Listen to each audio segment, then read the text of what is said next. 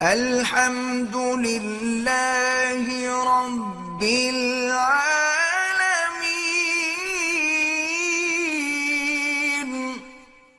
نیک عورت جو ہے، اور نیک عورت پتہ کس کو کہتے ہیں؟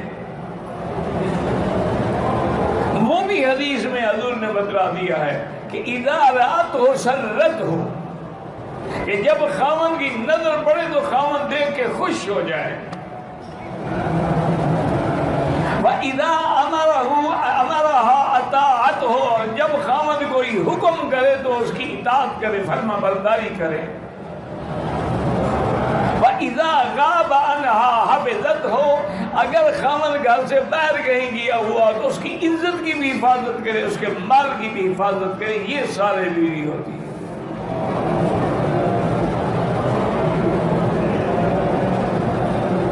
اور یہ سارے بیوی ہوتی ہے کہ جس کے بدن پر ماں باپ کے بعد اور بلوغ کے بعد، خاوند کے بعد کسی اس کے بدن پہ کسی غیر کی کبھی نظر بھی نہ پڑی، بلکہ بعض مورخین نے لکھا ہے کہ جب سیدہ فاطمہ الزہرا رضی اللہ تعالی عنہا سیدۃ النساء فی الجنہ، جب آپ کی وفات کا وقت قریب آیا تو آپ نے حضرت علی کو بلایا، فرمایا علی میرا آخری وقت ہے تو میری وصیت ہے کہ میرے جنازے میں زیادہ تشہیر بھی نہ کریں اور رات رات میں مجھے دفن کر دیں۔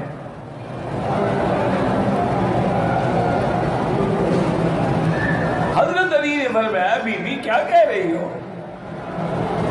انتی بنت رسول اللہ، اللہ کے نبی کی بیٹی ہو، آپ کے جنازے میں تو مکہ مدینہ سارے علاقے ٹوٹ پڑیں گے، میں ان کو آپ کے جنازے سے کیسے محروم کر دوں اور پھر رات کو چوری چوری دفن کر دوں؟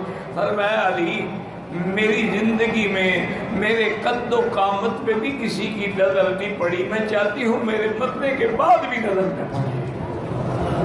یہ ہیں بیویاں میری بیٹی، یہ عورتیں نہیں ہوتی۔ مسائل جو ہے نا حقیقتاً ہوتے بھی بڑے عجیب ہیں۔ میرے پاس ایک آدمی آیا ہے تو عجیب سا قصہ، لطیفہ ہی سمجھو۔ وہ آگے مجھے کہنے لگا کہ حضرت میری نئی شادی ہوئی ہے، میں نے بڑا پیسہ خرچ کیا ہے، اور لڑکی جو ہے نا اس کی عمر تقریباً 13 سال یا 14 سال ہے، اور وہ مجھے اپنے قریب ہی نہیں آنے دیتی۔ میں نے کہا پاگل آدمی، تمہاری عمر کتنا ہے اور ہٹے کٹے 12 سال کی لڑکی سے شادی کرو، وہ بیچاری ڈر کے مارے اس ہاتھی کو کیسے قریب آنے دے؟ اور کہا جی اب میں کیا کروں طلاق؟ میں نے کہا طلاق نہ دو، تم بیوی کو لے آؤ۔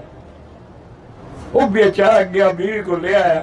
میں نے اسے کہا بیٹی بات سنو، نکاح ہو گیا ہے، اب نکاح میں اس کو حق ہے اپنے حقوق وصول کرنے کا، لیکن ایک بات یاد رکھو، جب میاں بیوی ملتے ہیں نا تو ایک کافر کے مارنے کا ثواب ہوتا ہے۔ میں نے کہا اچھا جی، میں نے کہا ٹھیک۔